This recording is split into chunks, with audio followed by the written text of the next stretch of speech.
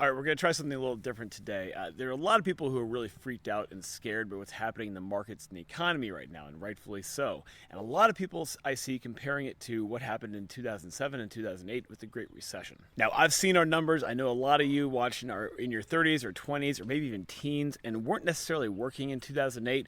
And as an older millennial who was in the workforce at that time, I want to share some perspective. In 2008, we were reading a lot of these really scary economic stories in the news, but it didn't really hit home until my company called an all hands meeting, and the leadership was clearly very freaked out. Now, I did not get laid off myself, though I know a lot of people who did. Honestly, I think I just avoided the axe because I was so junior in the company. I made so little money, it didn't make sense to fire me, but I knew a lot of people who lost their jobs, who got foreclosed on, lost their retirement, all kinds of awful stuff. Now, it was scary and confusing because we had all these different people kind of giving different narratives and stories for what was going on, but eventually it became pretty clear that there had been this massive imbalance in the economy that was propped up by greedy bankers and corrupt mortgage lenders and a whole financial system that had basically failed and left the rest of us holding the bag. And that whole experience shaped the political and economic and instinctive responses that I think a lot of millennials like me still hold today. Right now, the system is not melting down, and we are not where we were in 2008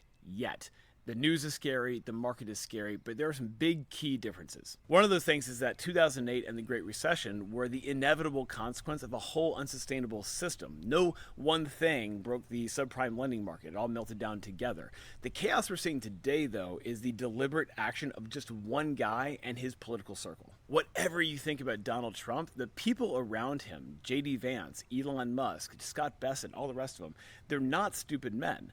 They're very smart men, and that almost makes it worse. They know exactly what they are doing. They are deliberately throwing sand into the gears of the American economy and raising consumer prices. There are some really good books to look at what happened in 2008 and how it applies today. Michael Lewis's The Big Short is obviously a really great one.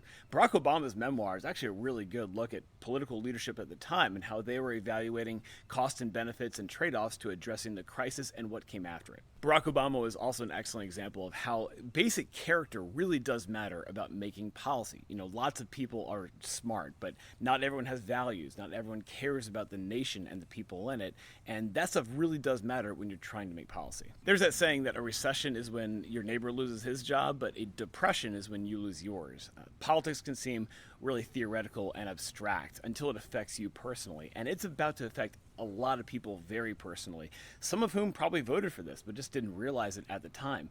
And unlike in 2008, there is one guy and one political party who are completely responsible.